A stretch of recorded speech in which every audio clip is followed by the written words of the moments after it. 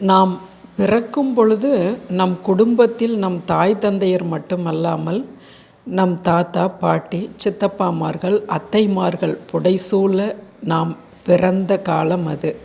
எங்கே வீட்டு தேவைக்கு வீதியில் ஒரு பைப் இருக்கும், அதுக்கு 20 குடும்பங்கள் வரிசையில் குடத்தை போட்டு தண்ணி எடுத்து கொண்டு வந்து அத்தனை தேவைகளுக்கும் நாம் உபயோகித்த தருணம் அது. உணவுக்கு தேங்காய் புழக்காட்டம் கம்மியாக இருந்தது. தேங்காயை தேவையான அளவு சமையலுக்கு உபயோகப்படுத்திட்டு அதில் உப்பு தடவி உப்பு ஜாடியில் தேங்காய் மூடிகளை போட்டு சமையல் பண்ண காலம் அது. ஏன்னா அப்போ ரெஃப்ரிஜிரேட்டருங்கிறது யாருக்குமே அதுக்கு விளக்கம் தெரியாத காலம். இன்னும் கொஞ்சம் சிரமப்படுற குடும்பங்களாக இருந்தால் அன்றன்றைய தேவைக்கு மளிகை கடையில் குழந்தைகளை விட்டு தேங்காய் பத்தைகளை வாங்கிட்டு வர சொல்லி அம்மியில் தட்டி சட்னி அரைச்ச காலமும் அது.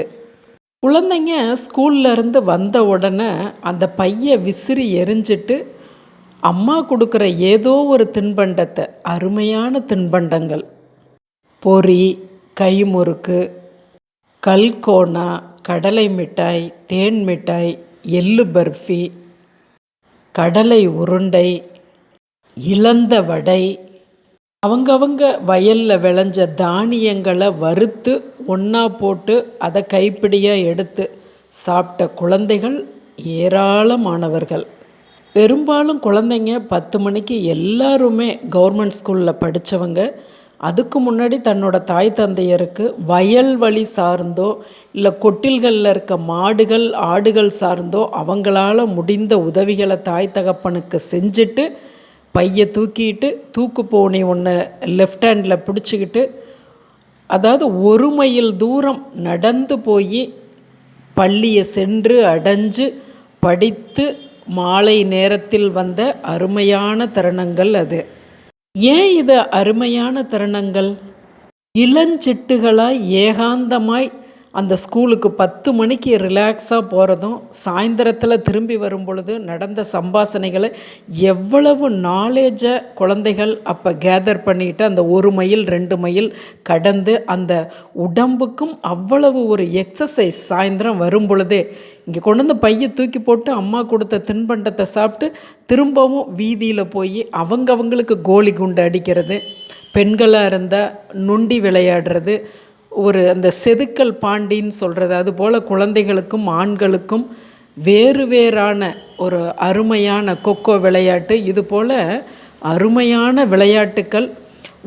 அந்த தெருவுக்கு ஒரு லைட் இருக்கும், அந்த தெருவுக்கு கீழே அந்த லைட்டுக்கு கீழே அந்த விளையாண்ட தருணங்கள், குழுமி இருந்த தருணங்கள் கண்டிப்பாக உங்களுக்கு ஞாபகம் வந்திருக்கும். சினிமாவுக்கு போகிறது அப்படின்னா முதல் நாள்லேருந்தே தாய் தகப்பன்கிட்ட பர்மிஷன் வாங்கி அப்புறம் ஒரு 2-3 பக்கத்தில் பெண்களோடு கலந்து பேசி குழந்தைகள் நாம் ஏதாவது ஒரு படத்துக்கு நம்மளை அவங்க கூட்டிகிட்டு போவாங்க. அந்த கூட்டிகிட்டு போகிற அந்த ஞாயிற்றுக்கிழமை மாலை நேரத்தில் நடந்து போய் பக்கத்தில் இருக்க டவுனில் இருக்க தேட்டரில் அதை பார்த்து வந்த அந்த தருணங்கள் உங்களுக்கு ஞாபகம் வருதா? ஒவ்வொரு வெள்ளிக்கிழமையன்றும் ஒளியும் அதற்காக அந்த பாடல்களுக்காக பெண்கள், முக்கால்வாசி பேர் பெண்கள் தவம் கிடந்த தருணங்கள் அது. அடுத்து ஒவ்வொரு ஞாயிற்றுக்கிழமை மதியம் 2 மணிக்கு மாநில மொழி திரைப்படம்னு தூர்தர்ஷனில் போடுவாங்க. அப்போ ஒவ்வொரு மொழியாக வரும் பொழுது இந்த தமிழ் மொழி அடுத்தது வரும், மலையாளத்துக்கு அப்புறம் அடுத்த வாரம் தமிழ் மொழி அப்படின்னு குழந்தைகள் முதல் வாரமே புலங்காகிதம் அடைந்த தருணங்கள் அது. நல்ல நாள் பெரிய நாள்னால் வீடுகளில் குழந்தைகளுக்கு ஒரு கேசரி செய்து, புத்தாடை அப்படிங்கிறது ரொம்ப அபூர்வம், ஒரு பாயசமோ கேசரியோ செய்து அந்த குடும்ப உறுப்பினர்கள் அவங்களுக்கு கொடுத்து நம்ம சாப்பிட்ட அருமையான தருணங்கள். ஒவ்வொரு முறை நாம் ஸ்கூலில் கிளாஸில் பாஸ் பண்ண உடனே கொழிஞ்சு மிட்டாய்களை நாம் அக்கம் பக்கத்தில் கொடுத்து நான் பாஸ் ஆயிட்டேன்னு சொன்ன தருணங்கள். 10ஆம் கிளாஸ் பரீட்சை எழுதி அந்த ரிசல்ட்டுக்காக நாம் தினமலரையும் தினத்தந்தியையும் நாடி போன தருணங்கள் ஞாபகம் வருது. தீபாவளி நேரங்களில் அதிரசம், லட்டு, மைசூர் பாக்கு இதெல்லாம் உள்ளே வந்த காலகட்டம் 70-80களில். நம்ம அம்மா அடுத்தவங்களுக்கு செய்ய பக்கத்து வீடுகளுக்கு போகும்போது நம்ம மனம் புலங்காகிதம் அடைகிறதும், இல்லை நமக்கு செய்ய தெரியாத போது பக்கத்து வீட்டு அத்தைமார்கள் நமக்கு அந்த கைமுறுக்கு சுற்றி கொடுக்கறதும், அந்த மைசூர் பாக்கு லட்டு செய்கிறதுக்குள்ளே நாம் அங்கேயும் இங்கேயும் இனம் புரியாமல் அங்கே இங்கேயும் ஓடி அதை பார்த்துட்டு போயிட்டு அவங்க செஞ்சு முடித்ததுக்கப்புறம் போய் அந்த இரு கண்கள் விரிய அந்த பாத்திரத்தை பார்த்த தருணங்கள் உங்களுக்கு ஞாபகத்துக்கு வருதா?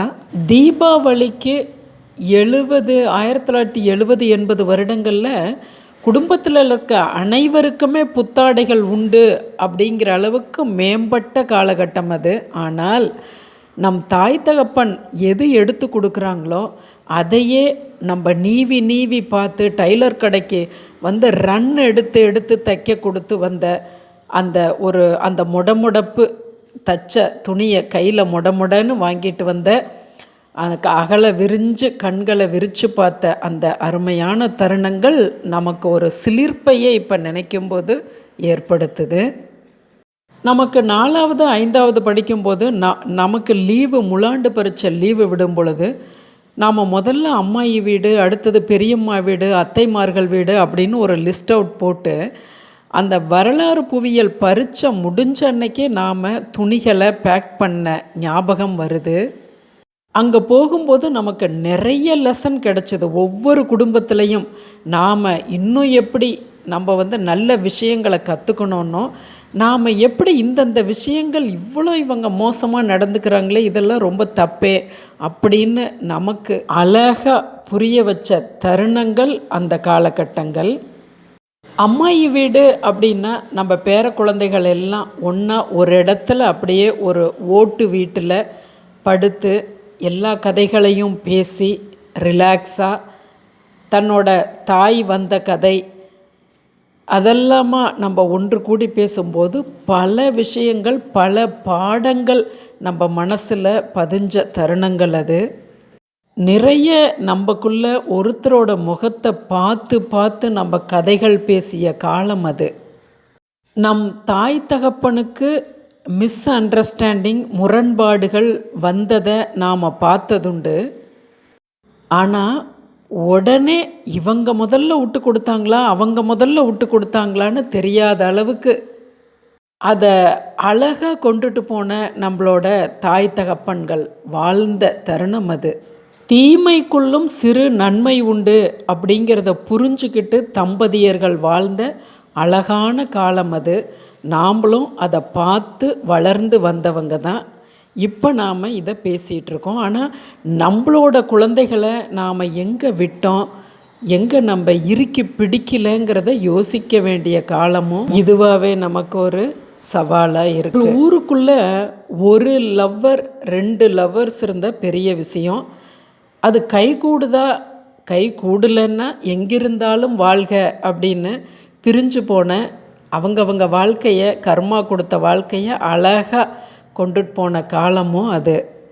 பெரும்பாலும் நம்ம மனித பண்புகளுக்கு அப்பாற்பட்ட கெட்ட விஷயங்கள் நடந்தது ரொம்ப கம்மியாகவே நடந்தது. நாம் ஸ்கூலுக்கு நடந்து போகும் பொழுது ஒரு வீட்டிலிருந்து வானொலி பெட்டியிலிருந்து வெளியே வந்த அந்த இளையராஜாவின் இசையும் வைரமுத்துவின் வரிகளும் எஸ்பிபி ஜானகியின் குரலும் அவ்வளோ மதுரமாக நம்மளோட காதுகளை வருடின தருணம் அது. குச்சி ஐஸ் அந்த தருணங்களில் ரொம்ப அருமையாக நம்மக்கிட்ட புழக்கத்தில் இருந்தது. அதுலேயும் பால் ஐஸுன்னு சொல்லக்கூடிய அந்த சுவை இப்போ கூட உங்களுக்கு ஞாபகத்துக்கு வருது தானே? ஏதோ 1-2 வீட்டில் தான் கிரைண்டர் அப்போ உள்ளே வந்தது. ஆட்டுக்கல்ல ஆட்டி வாரம் 1 முறையோ 2 முறையோ இட்லி, தோசை, குழிப்பணியாரம் சாப்பிட்ட தருணங்கள் ஞாபகத்துக்கு வருதா? நம் தந்தை வரி சொந்தங்கள்லையும் தாய் வழி சொந்தங்கள்லையும் சிறு சிறு பூசல்கள் இருந்ததுண்டு. ஆனால் இருவருமே இருதரப்பு உறவுகளையும் வசை மாறி பொழிந்ததில்லை.